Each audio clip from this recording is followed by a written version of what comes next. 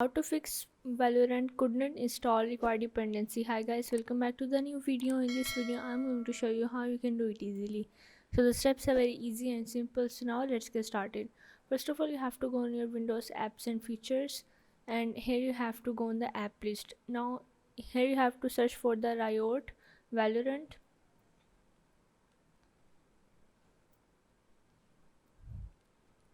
Here is the Riot Vanguard. You have to click on these three dots and uninstall this. After uninstall, you have to again reinstall this. After that, you have to go on the command promote,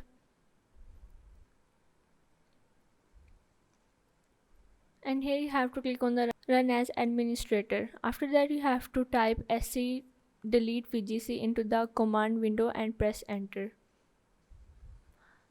Once you enter this, after that you have to again add the command, that is sc delete vgc or the vgk.